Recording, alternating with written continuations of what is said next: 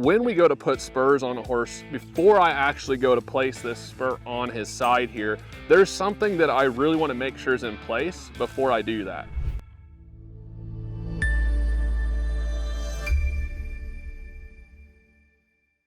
My name is Colton Woods and we're back. Today I am on a horse named Diesel. This is his second arena ride. He's owned by a friend of ours named Nick Luciano. We've got a couple new things happening.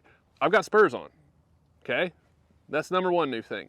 The second new thing is we've got a group of cows in, and this is my first horse for the day, and so the cows aren't in the arena. I'm gonna use Diesel. I'm gonna give him a little job, and we're gonna go bring the cows in. And this is his second ride in the snaffle. I wanna kind of bring you guys along and show you how things can be. And so when we go to put spurs on a horse, before I actually go to place this spur on his side here, there's something that I really want to make sure is in place before I do that. Me personally, when I go and start colts in the round pen, that first 1 to 3 rides, I don't wear spurs on them. I just think that for me personally, it's borrowing a little too much trouble, that if something were to go sideways, I'd really hate to grab them with my spur, even though I feel like I've got a pretty good seat and leg.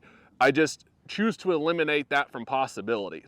The other thing is that in his first arena ride yesterday, I was like, we're not really worried about too much steering. We're gonna do a little bit, but not too much. But one thing I noticed is his tendency sometimes is to lean through that left shoulder. And when we were going to the right yesterday, he kept wanting to lean to the left. So I don't want that to perpetuate anymore. The alternative, if I don't put spurs on, is that I'm gonna have to just kick and kick and kick and kick and kick and kick and kick to get Diesel to move off my leg. I don't want to have to kick him in the ribs, right? I'd rather be able to provide him a really nice, soft, light cue to where he understands how to start learning how to stay between my legs, which is why we've gone to the spur today. So for him to be ready for spurs, this is more about mental and emotional than anything else. We need to know that when I put pressure on Diesel, that he's gonna try to look for the release. He's gonna try to look how to move away from that.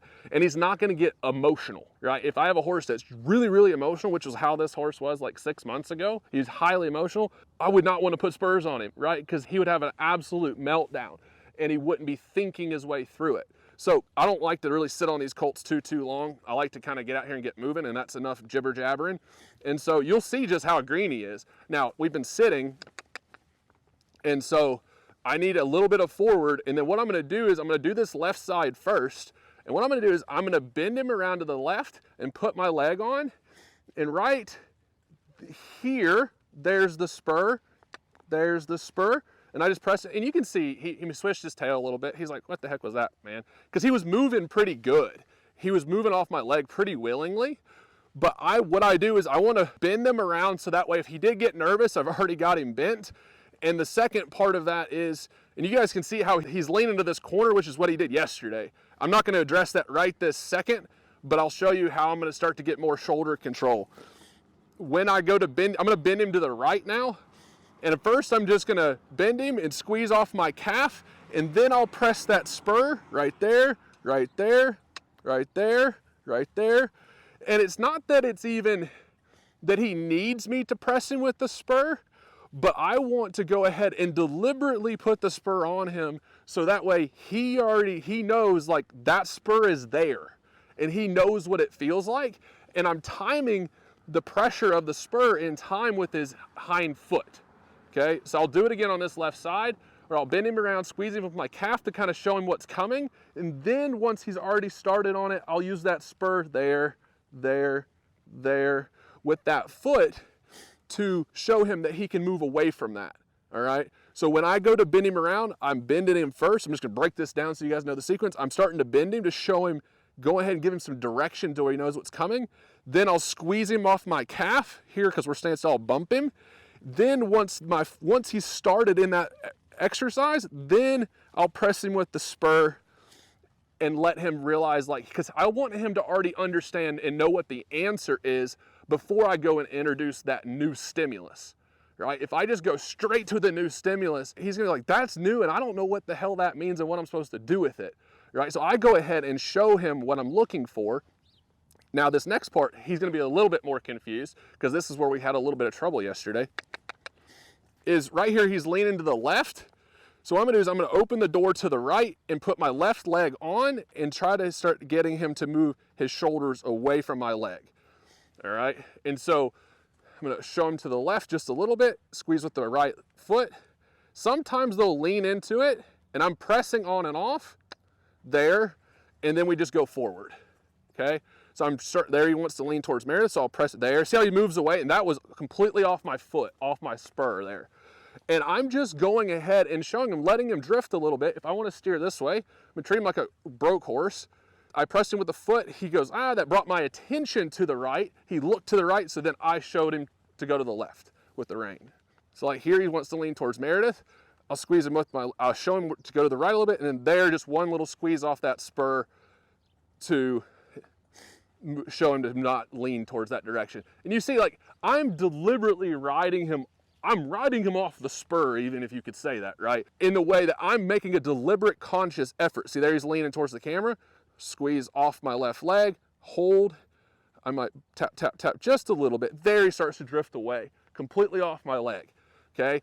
I'm focusing on his understanding to not lean into my leg. Every time I'm doing this, I'm moving my seat, I'm using my calf, and then I'll go to my spur, like he's leaning to the gate there a little bit, there. And when he gets right between my hands and my legs, then I just let him find that peaceful spot, okay? I like the fact that this time we're coming through this part and he's like, I'm not gonna go over there towards Meredith. Last time I ran into a little bit of pressure when I leaned that way. And so I'll let him venture over here towards the fence a little bit, all right? And so just to keep that really, really straightforward for him is that I've got to focus on making sure I'm developing a little bit of understanding for little Diesel here in how to stay between my hands and my legs, okay? And this is, as I mentioned, this is his second ride in the arena, and that's about all I really need to do for right now. All I'm gonna do now is I'm gonna trot him around a little bit and just let him move his feet, because he's gotta have forward. If I don't have forward, I can't steer him anywhere. And then we're gonna go get this group of cows in. If anything's changed in my particular program in like the last 2 years is just not freaking horsemanshiping them to death and kind of getting them pointed in the direction of having a job, all right? And so now that he's going a little bit more forward, I'm still gonna utilize my spur if I need to, like right through there to keep him from drifting off the fence. I cannot stand riding horses right up on the fence a lot unless I'm using the fence, because I find that the horses just lean on it all the time, right? So there he's leaning to the left, I'll steer him to the right. We're not really going anywhere, we're just sitting in here on a treadmill. That's how it's right in the arena. I want him just to move his feet out a little bit. And so he's leaning towards the fence there, so I'll look, use my left leg a little bit. He could, because we're going faster and I've got the spurs, if I were to use the spur when he's trotting faster, speed can cause emotion, and it could cause him to get a little bit more emotional because I've opened the door for those emotions to escalate. And he's a really green little colt. There. So I like that. This little horse has a lot of try to him. So that's plenty enough of just trotting around. We're gonna go get some cows. Let's go get some cows. So little Diesel, he's actually running in cow bred, and what his career will be will kind of depend on how big he ends up finishing out being. Nick's in no hurry to get to rodeo on him or anything like that. So we got a very practical thing here, is since the cows decided to go down into the dry lot, we're gonna have to navigate a little bit of mud. So this is just real stuff, right? But this little horse doesn't know much different. Tip his, get his focus looking. This is like trailer loading, right? The gate to necessarily be a pressure point, but I'll let him sit here for a second. He's watching them cows. And again, I don't like to go kicking on them, so I'll use the end of the rein. There he goes. This dirt is pretty daggum slick, so if anything I'll do is I'll make sure he doesn't get too dang excited. But you see how the cows are going my left? I'm gonna let him follow them around as long as they act smart. There is a reason we eat them. And so I always want him moving away. He's like, I don't really care. I'll get behind this bull here and see if we can get them pointed out.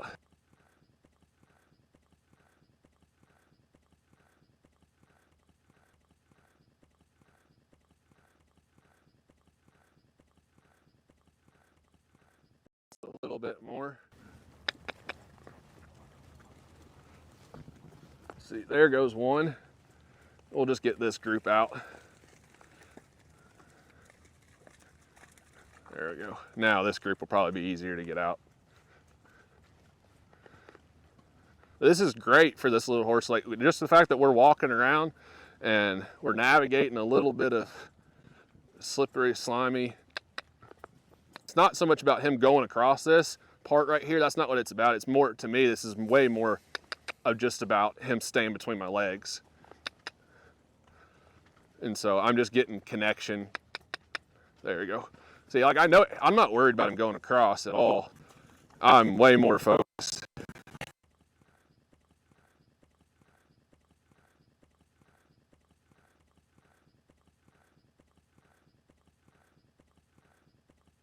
Good. Good job. First job done on your books. You're not getting paid for it, but you'll get some alfalfa. So, and then cross right on through. And so all of this is just about him getting more and more connected with my seat, with my legs, understanding that there's practical application here to what I'm asking him to do. There we go.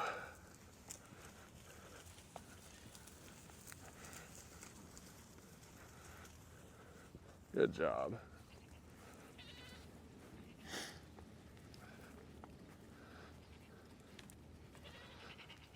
Cool. All right. We'll see about this gate doesn't work super well. We've got to re-weld the latch, but we can work it like we're working it on a green colt and work on a little bit of a backup here. Then I'll open that door up to the right. Yep. And so just kind of showing him right off the gate there, right off the right leg. I like that. Oh.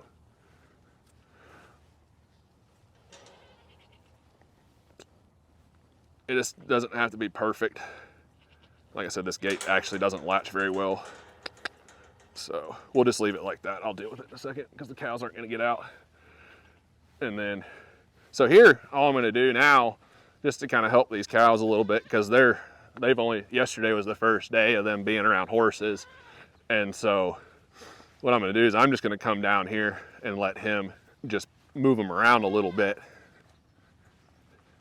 One of the big focuses is, you know, particularly for him, like, this could be exciting, it could be fun, he could get wound up a little bit. He's got some cow blood in him. One of the big things for me is just to keep this nice and slow. I want these cows to settle. I don't want them to get wore out. I've got other horses to work on them, but I want these cows to start getting a little bit more comfortable about horses.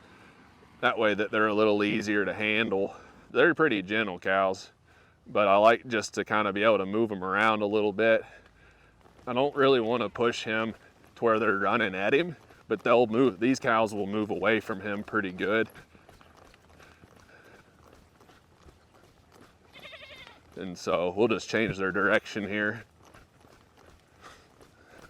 The big thing you want to avoid is that the cows are coming right at your horse. That's not ideal. And see how his little ears went up there. We'll just, baby daddy's lazy. He's always looking for the resting spot.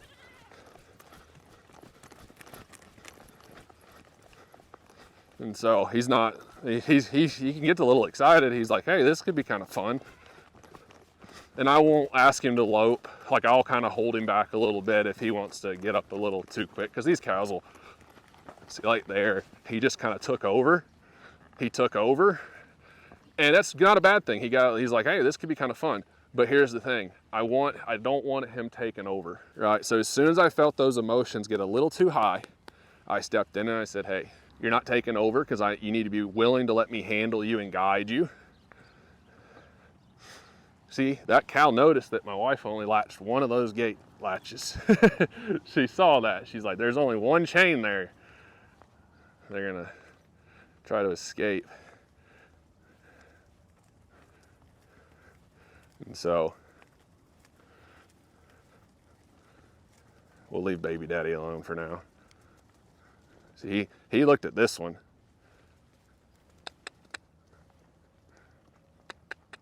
So like right there, I just want to, this is way more about him willingly letting me handle him.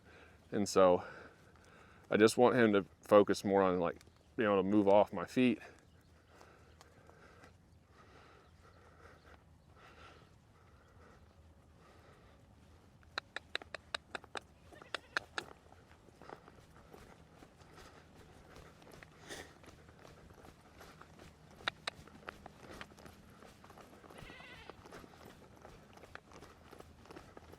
You guys see, he's already starting to get pretty soft. This is only the second ride in that snaffle, and so it's just way more about just getting him exposed.